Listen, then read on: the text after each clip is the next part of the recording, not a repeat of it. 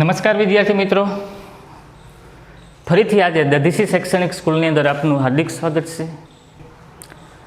આપણે આગળના લેક્ચરની અંદર રાસાયણિક પ્રક્રિયાઓ અને સમીકરણ વિશે સમજૂતી મેળવેલી હતી. તો હું જ્યાં ટોપિક લખું છું એ ટોપિકનું ફરીથી રિવિઝન કરાવું અને ત્યારબાદ નવા ટોપિક આજે આપણે ભણશું. બોલજો જોઈએ, પ્રથમ કઈ પ્રક્રિયા ભણ્યા હતા? તો કે સંયોગી કરણની પ્રક્રિયા. થોડુંક આ બાજુ લખશું જેથી કરીને આપણે બીજા પ્રશ્નો છે સરળતાથી ભણી શકીએ. પ્રથમ કયો હતું? તો કે સંયોગી કરણની પ્રક્રિયાઓ. નંબર 2 વિઘટનની પ્રક્રિયાઓ. નંબર 3 વિસ્થાપનની પ્રક્રિયાઓ. નંબર 4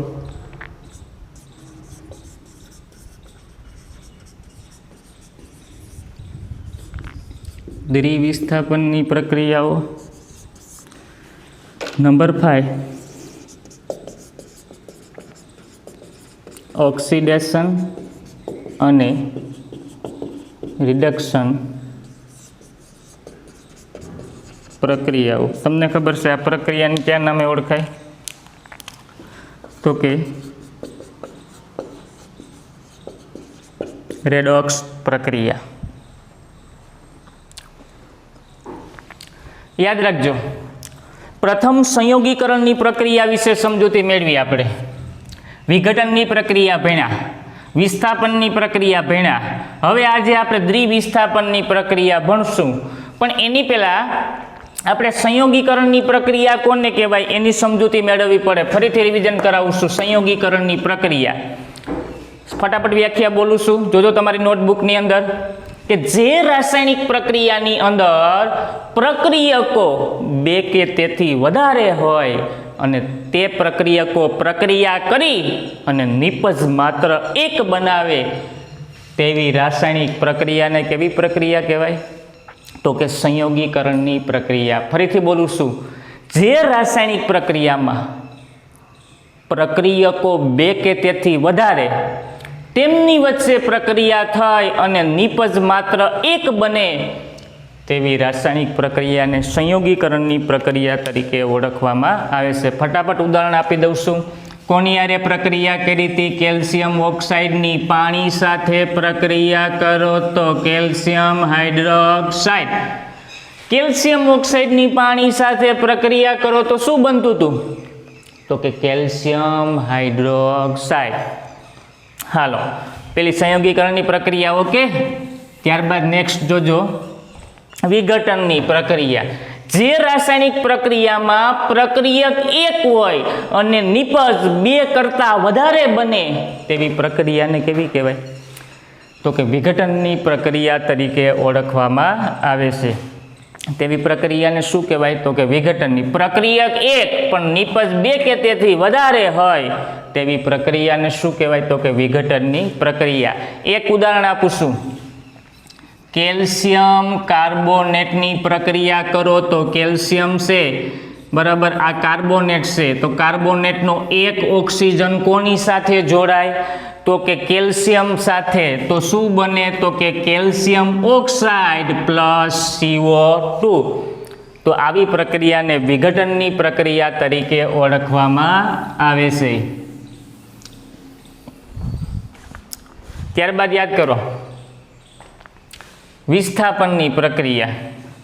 જે રાસાયણિક પ્રક્રિયામાં વધુ ક્રિયાશીલ તત્વમાંથી ઓછા ક્રિયાશીલ તત્વને તેના સંયોજનમાંથી દૂર કરે તેમને વિસ્થાપનની પ્રક્રિયા તરીકે ઓળખવામાં આવે છે. જે રાસાયણિક પ્રક્રિયામાં વધુ ક્રિયાશીલ તત્વો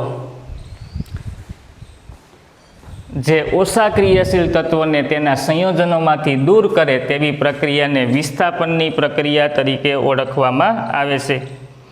ત્યારબાદ હવે આપણે ભણીએ દ્વિવિસ્થાપનની પ્રક્રિયા. याद रखजो।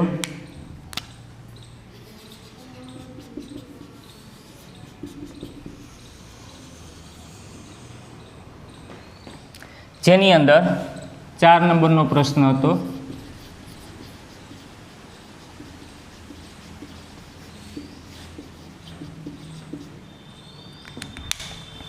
व्याख्या याद रखजो।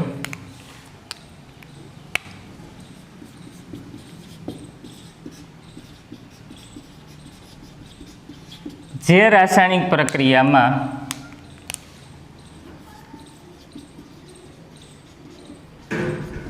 बे प्रक्रियको वच्चे आयनोनी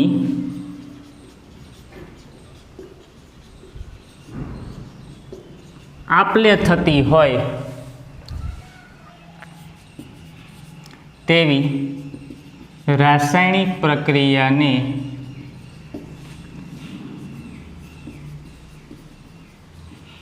द्विविस्थापननी प्रक्रिया तरीके ओळखाय छे। समीकरण आपू छुं।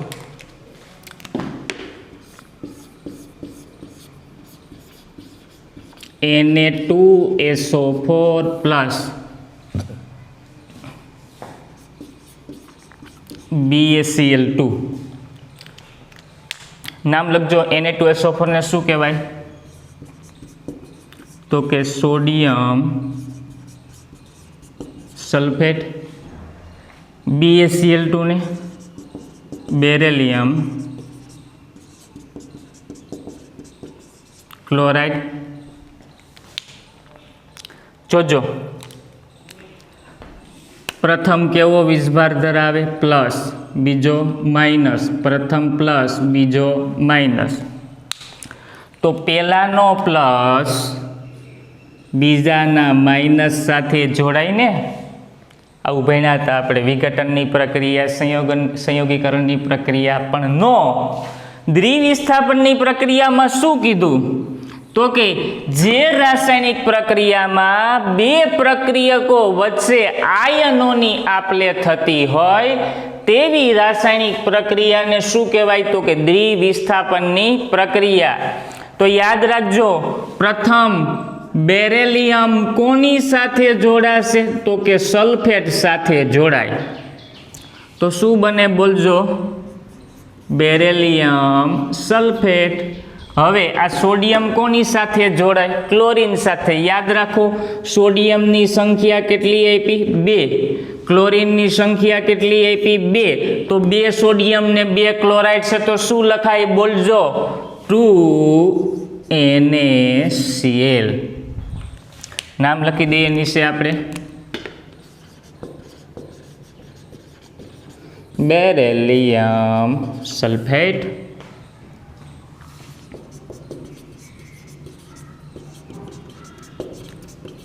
Sodium chloride. फरीथी व्याख्या मुजब द्विविस्थापननी प्रक्रिया कोने कहेवाय कि जे रासायनिक प्रक्रियानी अंदर बे प्रक्रियको वच्चे आयनोनी आपले थती होय। कोनी आपले थती होय तो कि आयनोनी, तेवी रासायनिक प्रक्रियाने शुं कहेवाय तो कि द्विविस्थापननी प्रक्रिया तरीके ओळखवामां आवे छे। सोडियम सल्फेट ने शुं कहेवाय एक्वाइड, बेरिलियम सल्फेट ने acquired, beryllium chloride beryllium sulphur ने सोलिड और सोडियम क्लोराइड ने एक्वाइड। तो सोडियम सल्फेट नी बेरिलियम क्लोराइड साथे प्रक्रिया करता बेरिलियम सल्फेट और सोडियम क्लोराइड मळे छे। बीजू एक उदाहरण लो।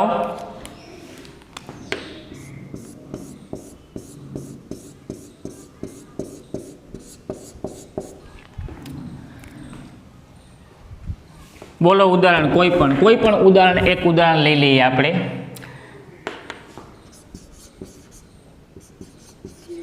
बेरिलियम ब्रोमाइड नी प्रक्रिया करो बेरिलियम आयोडाइड। नाम लखजो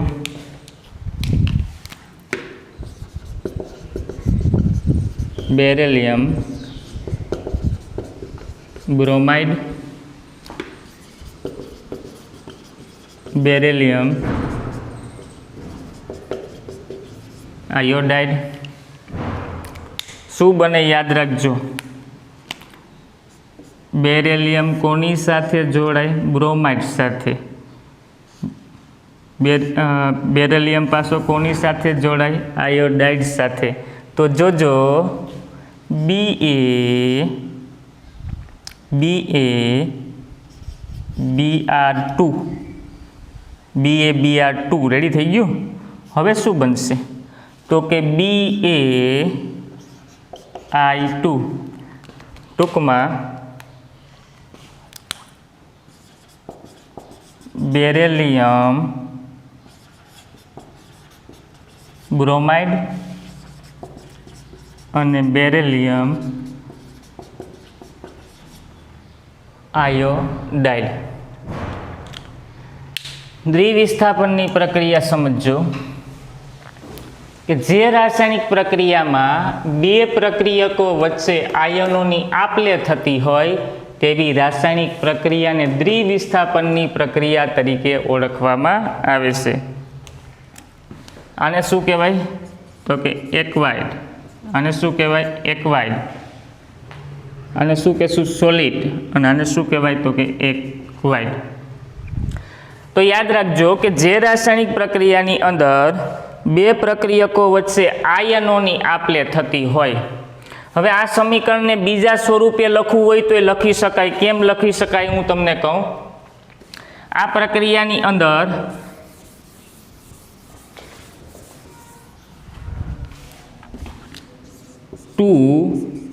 KBr2 પોટેશિયમ બ્રોમાઇડ ની પ્રક્રિયા કરો બેરિલિયમ આયોડાઇડ. બરાબર. તો હવે શું બને તમે યાદ રાખજો.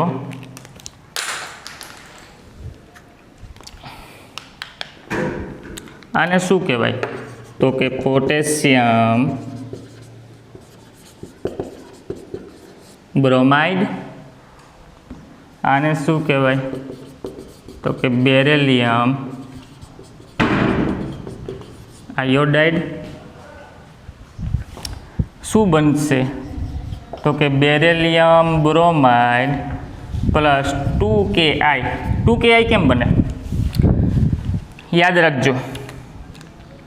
આપણે આ પ્રક્રિયા લખશું એક્વાઇડ, સોલિડ અને એક્વાઇડ. નીચે નામ લખી નાખીએ.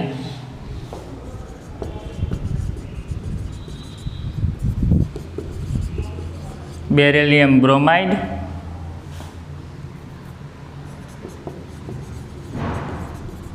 Potassium iodide. હવે જોજો ફરીથી દ્વિવિસ્થાપનની પ્રક્રિયા ભણીએ. જે રાસાયણિક પ્રક્રિયામાં બે પ્રક્રિયકો વચ્ચે આયનોની આપ-લે થતી હોય તેવી રાસાયણિક પ્રક્રિયાને શું કહેવાય તો કે દ્વિવિસ્થાપનની પ્રક્રિયા તરીકે ઓળખવામાં આવે છે. સોડિયમ સલ્ફેટની બેરિલિયમ ક્લોરાઇડ સાથે પ્રક્રિયા કરો તો શું બનશે? Beryllium sulphate. અને બે સોડિયમ ને બે ક્લોરીન છે તો 2NaCl. પોટેશિયમ બ્રોમાઇડની બેરિલિયમ આયોડાઇડ સાથે પ્રક્રિયા કરો તો બેરિલિયમ બ્રોમાઇડ અને પોટેશિયમ આયોડાઇડ બને. તો આ પ્રશ્ન હતો આપણો દ્વિવિસ્થાપનનો પ્રશ્ન. હવે ફરીથી આ પ્રશ્નની અંદર તમે યાદ કરજો. બરાબર. કેમ રાસાયણિક પ્રક્રિયા લખવી? એક જ પ્રશ્ન છે આપણો કે દ્વિવિસ્થાપનની પ્રક્રિયા અલગ સ્વરૂપે લખવામાં આવે. હવે આપણે આગળનો પ્રશ્ન ભણીએ.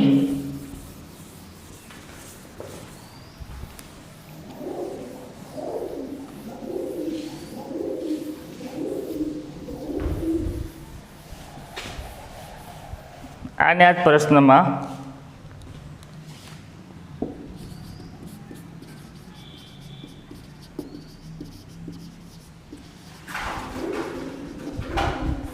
અવક્ષેપણની પ્રક્રિયા. અવક્ષેપણની પ્રક્રિયામાં આપણે જે આ સમીકરણનો ઉપયોગ કર્યો તો એ જ સમીકરણનો ઉપયોગ કરવાનો છે મિત્રો. પણ ફરીથી તમે દ્વિવિસ્થાપનની પ્રક્રિયા યાદ કરો. દ્વિવિસ્થાપનની પ્રક્રિયામાં શું ભણ્યા હતા? તો કે જે રાસાયણિક પ્રક્રિયામાં બે પ્રક્રિયકો વચ્ચે આયનોની આપલે થતી હોય એવી પ્રક્રિયાને કેવી પ્રક્રિયા કહેવાય? તો કે દ્વિવિસ્થાપનની પ્રક્રિયા તરીકે ઓળખવામાં આવે છે. હવે આપણે અવક્ષેપણની પ્રક્રિયા ભણશું. કોને કહેવાય? તો કે જે રાસાયણિક પ્રક્રિયા દરમિયાન અદ્રાવ્ય અવક્ષેપ ઉત્પન્ન થાય. જે રાસાયણિક પ્રક્રિયા દરમિયાન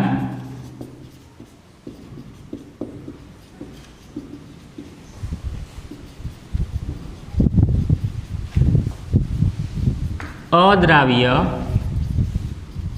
અવક્ષેપ ઉત્પન્ન થાય તેવી પ્રક્રિયાને શું કહેવાય? તો કે અવક્ષેપણની પ્રક્રિયા તરીકે ઓળખવામાં આવે છે. આ પ્રક્રિયાની અંદર કોનું ઉદાહરણ લેશું? તો કે BaCl2 પ્લસ Na2SO4. નામ યાદ કરો. BaCl2 ને શું કહેવાય? તો કે બેરિયમ ક્લોરાઇડ. BaCl2 ને શું કહેવાય? તો કે બેરિયમ ક્લોરાઇડ. અને Na2Cl2 ને શું કહેવાય? Na2SO4 ને સોડિયમ સલ્ફેટ. તો જોજો આ પ્લસ માઇનસ તો શું બનશે? તો કે beryllium sulphate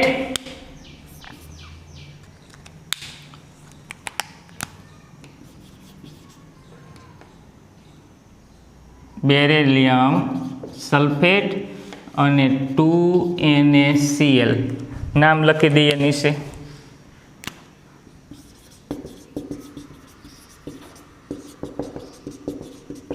beryllium chloride,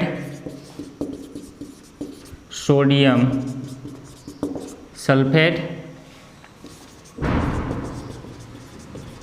beryllium sulphate,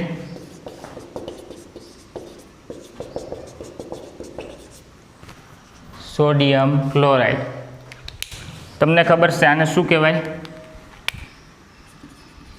એક્વાઇડ,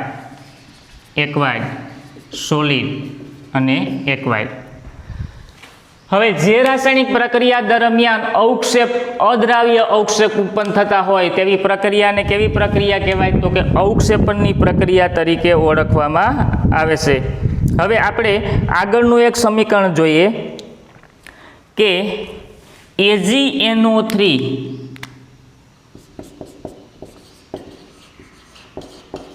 plus NaCl. AgNO3 નું નામ બોલો તો શું કહેવાય? Ag એટલે સિલ્વર નાઇટ્રેટ, NaCl એટલે સોડિયમ ક્લોરાઇડ.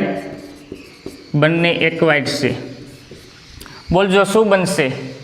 AgCl અને NaNO3 આ પ્લસ માઇનસ તો Ag કોની સાથે જોડાય? ક્લોરીન સાથે. તો શું બનાવે? AgCl એટલે કે સિલ્વર ક્લોરાઇડ અને NaNO3 એટલે કે sodium nitrate. AgNO3 plus NaCl, AgCl silver chloride અને સોડિયમ નાઇટ્રેટ. તો આ પ્રક્રિયા કોની હતી? તો કે આ પ્રક્રિયા છે મિત્રો એ અવક્ષેપણની પ્રક્રિયા હતી. ફરીથી ભણાવું છું. જે રાસાયણિક પ્રક્રિયા દરમિયાન અદ્રાવ્ય અવક્ષેપ ઉત્પન્ન થાય તેવી પ્રક્રિયાને અવક્ષેપણની પ્રક્રિયા કહેવાય. બેરિલિયમ ક્લોરાઇડની સોડિયમ સલ્ફેટ સાથે પ્રક્રિયા કરતા શું બને? બેરિલિયમ સલ્ફેટ અને સોડિયમ ક્લોરાઇડ. ત્યારબાદ સિલ્વર નાઇટ્રેટની સોડિયમ ક્લોરાઇડ સાથે પ્રક્રિયા કરતા સિલ્વર ક્લોરાઇડ અને સોડિયમ નાઇટ્રેટ બને છે. યાદ રાખજો, સિલ્વર નાઇટ્રેટની સોડિયમ ક્લોરાઇડ સાથે પ્રક્રિયા કરતા સિલ્વર ક્લોરાઇડ અને સોડિયમ નાઇટ્રેટ બને છે. તો આપણે પ્રશ્ન આજે દ્વિવિસ્થાપનની પ્રક્રિયાની સમજૂતી મેળવી. દ્વિવિસ્થાપનની પ્રક્રિયામાં શું કીધું હતું કે જે રાસાયણિક પ્રક્રિયામાં બે પ્રક્રિયકો વચ્ચે આયનોની આપલે થતી હોય તેવી પ્રક્રિયાને શું કહેવાય તો કે દ્વિવિસ્થાપનની પ્રક્રિયા. વ્યાખ્યા યાદ રાખજો. જે રાસાયણિક પ્રક્રિયામાં બે પ્રક્રિયકો વચ્ચે આયનોની આપલે થતી હોય તેવી પ્રક્રિયાને શું કહેવાય તો કે દ્વિવિસ્થાપનની પ્રક્રિયા તરીકે ઓળખવામાં આવે છે. ત્યારબાદ અવક્ષેપણની પ્રક્રિયા. જે રાસાયણિક પ્રક્રિયા દરમિયાન અદ્રાવ્ય અવક્ષેપ ઉત્પન્ન થાય તેવી રાસાયણિક પ્રક્રિયાને શું કહેવાય તો કે અવક્ષેપણની પ્રક્રિયા તરીકે ઓળખવામાં આવે છે. આ બધા સમીકરણ કમ્પ્લીટ કરી નાખજો. હવે આપણે આગળના લેક્ચરની અંદર ઓક્સિડેશન અને રિડક્શન પ્રક્રિયા, ત્યારબાદ રેડોક્સ પ્રક્રિયા પણ ભણશું. ઓક્સિડેશન અને રિડક્શન આવડી જશે એટલે રેડોક્સ પ્રક્રિયા પણ ખૂબ સરળ છે. એ જ પ્રક્રિયા છે. તો અહીં સુધીનું આ લેક્ચર સુધી બધા વિદ્યાર્થીઓ કમ્પ્લીટ રાખવું. હવે આગળના લેક્ચરમાં આપણે ઓક્સિડેશન અને રિડક્શનમાં મળશું. ઘરે બધા હોમવર્ક કરજો, તૈયારી કરજો. કોઈ ના સમજાય તો પૂછી શકો, પણ કમ્પ્લીટ કરજો. ખૂબ સરળ પાઠ છે, બરાબર. હજી એક વખત પહેલું રિવિઝન કરાવું છું, યાદ રાખજો. હાઈલી બેબોકાના ઓફનિસો મેં એસી પોષક આપો કે, યાદ રાખી લેજો બધા. હા એટલે શું થાય તો કે હાઇડ્રોજન. એમ બધા તત્વોના નામ યાદ રાખજો, એની સંજ્ઞા યાદ રાખજો. તો બધી પ્રક્રિયાઓ ખૂબ જ સરળ છે. હાલો તો આગળ નેક્સ્ટ લેક્ચરની અંદર ઓક્સિડેશન અને રિડક્શન પ્રક્રિયા વિશે સમજૂતી મેળવશું.